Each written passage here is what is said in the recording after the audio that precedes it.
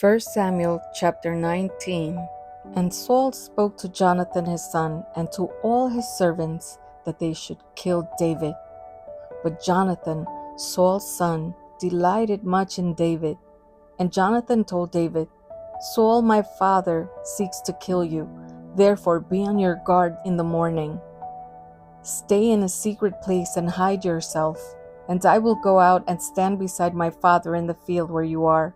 And I will speak to my father about you, and if I learn anything, I will tell you. And Jonathan spoke well of David to Saul his father, and said to him, Let not the king sin against his servant David, because he has not sinned against you, and because his deeds have brought good to you. For he took his life in his hand, and he struck down the Philistine, and the Lord worked a great salvation for all Israel. You saw it and rejoiced. Why then will you sin against innocent blood by killing David without cause?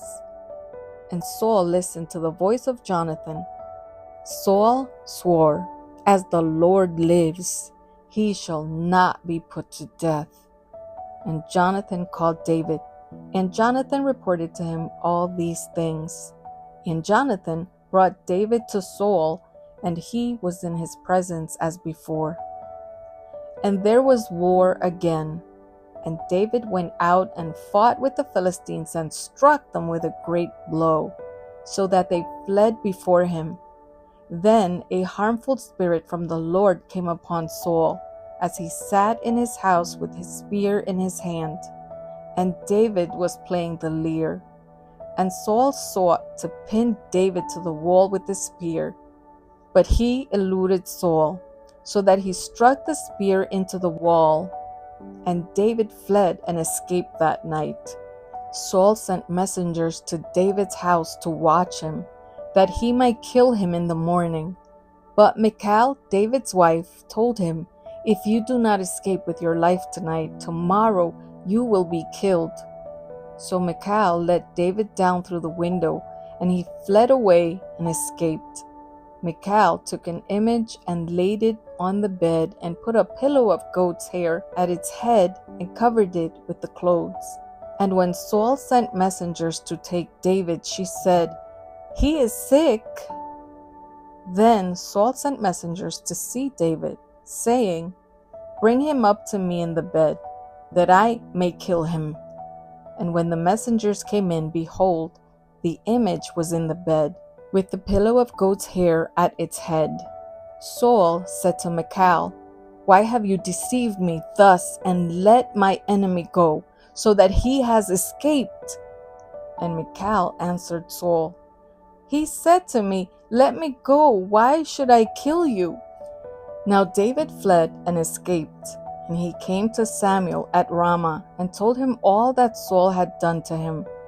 And he and Samuel went and lived at Naioth. Psalms chapter 59. Deliver me from my enemies, O my God. Protect me from those who rise up against me. Deliver me from those who work evil, and save me from bloodthirsty men. For behold, they lie in wait for my life. Fierce men stir up strife against me. For no transgression or sin of mine, O Lord. For no fault of mine they run and make ready. Awake, come to meet me and see. You, Lord God of hosts, are God of Israel. Rouse yourself to punish all the nations. Spare none of those who treacherously plot evil. Each evening they come back, howling like dogs and prowling about the city. There they are, bellowing with their mouths, with swords in their lips. For who, they think, will hear us? But you, O Lord, laugh at them. You hold all the nations in derision. O my strength, I will watch for you. For you, O God, are my fortress. My God, in his steadfast love, will meet me. God will let me look in triumph on my enemies.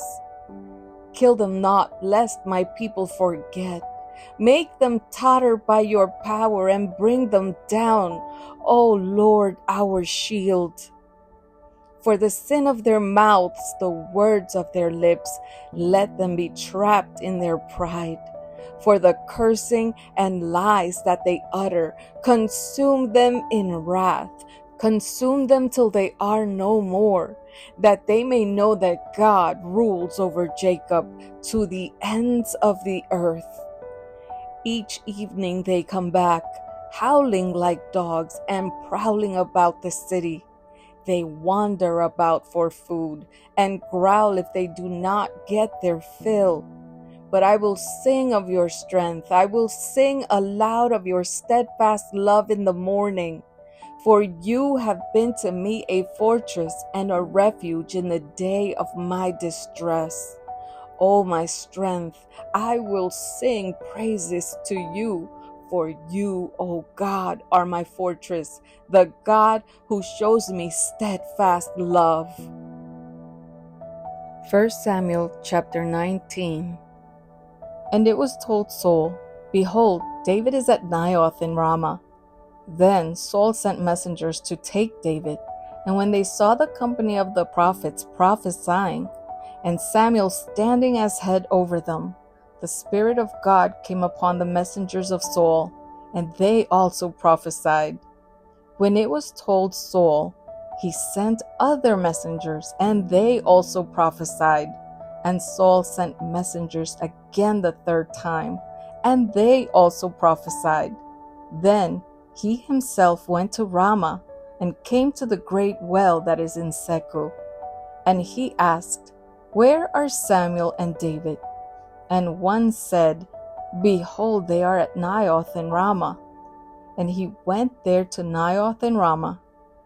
And the Spirit of God came upon him also. And as he went, he prophesied until he came to Naioth in Ramah. And he too stripped off his clothes, and he too prophesied before Samuel, and lay naked all that day and all that night. Thus it is said, Is Saul also among the prophets? 1 Samuel chapter 20. Then David fled from Naioth in Ramah, and came and said before Jonathan, What have I done? What is my guilt?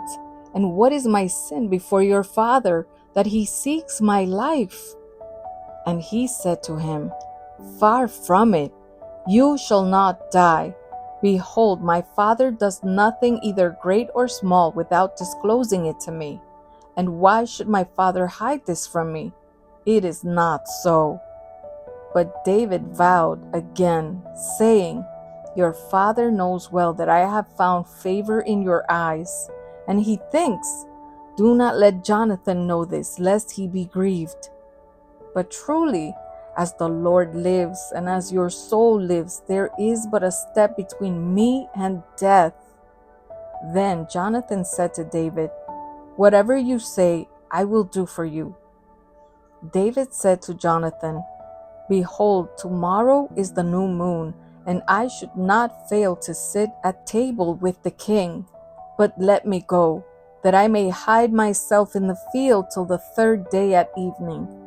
If your father misses me at all, then say, David earnestly asked leave of me to run to Bethlehem his city, for there is a yearly sacrifice there for all the clan.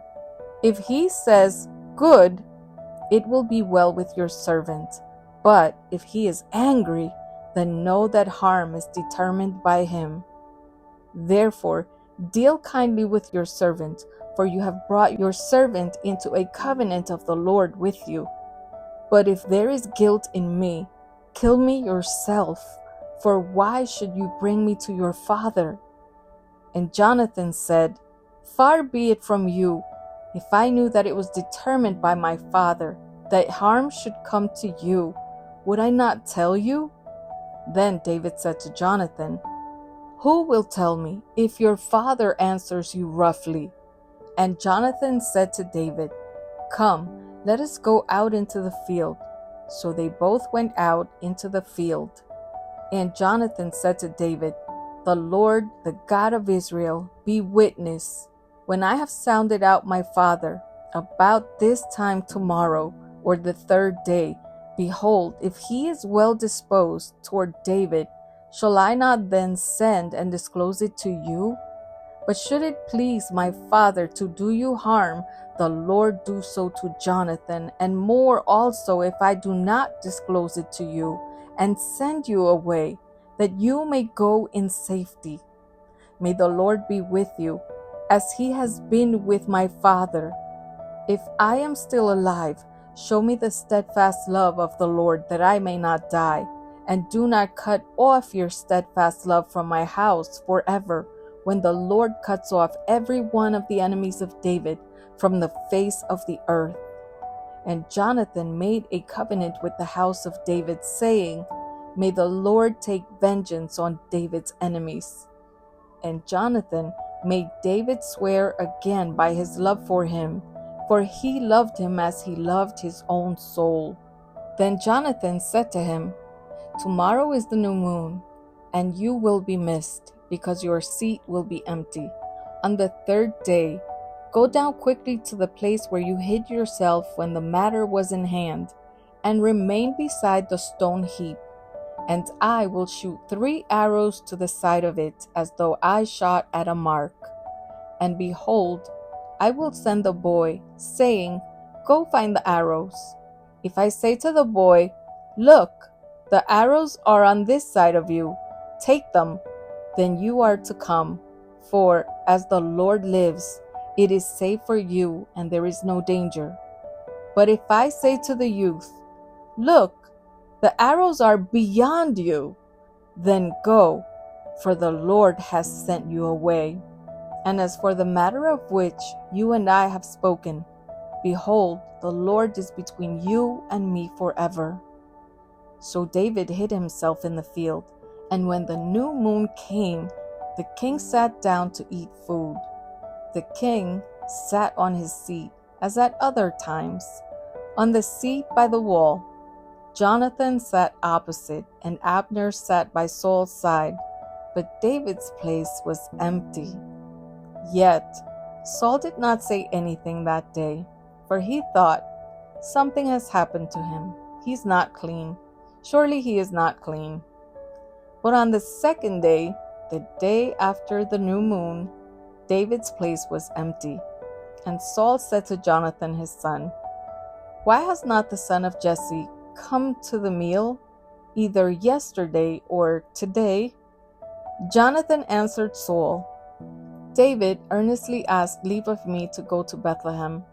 He said, Let me go, for our clan holds a sacrifice in the city, and my brother has commanded me to be there. So now, if I have found favor in your eyes, let me get away and see my brothers. For this reason he has not come to the king's table. Then Saul's anger was kindled against Jonathan, and he said to him, You son of a perverse, rebellious woman, do I not know that you have chosen the son of Jesse to your own shame, and to the shame of your mother's nakedness? For as long as the son of Jesse lives on the earth, neither you nor your kingdom shall be established. Therefore send and bring him to me, for he shall surely die. Then Jonathan answered Saul his father, Why should he be put to death? What has he done? But Saul hurled his spear at him to strike him. So Jonathan knew that his father was determined to put David to death.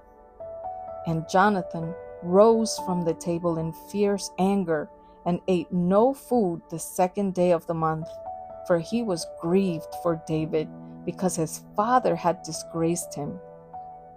In the morning, Jonathan went out into the field to the appointment with David, and with him a little boy. And he said to his boy, Run and find the arrows that I shoot. As the boy ran, he shot an arrow beyond him.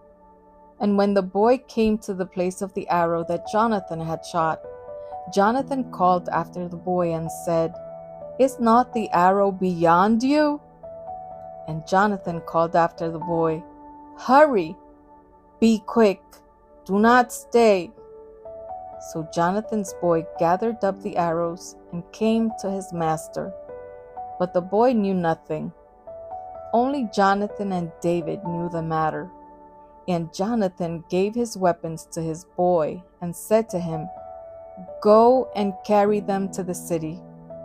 And as soon as the boy had gone, David rose from beside the stone heap and fell on his face to the ground and bowed 3 times. And they kissed one another and wept with one another, David weeping the most.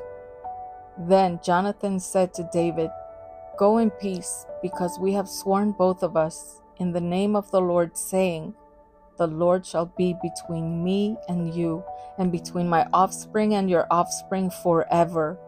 And he rose and departed, and Jonathan went into the city.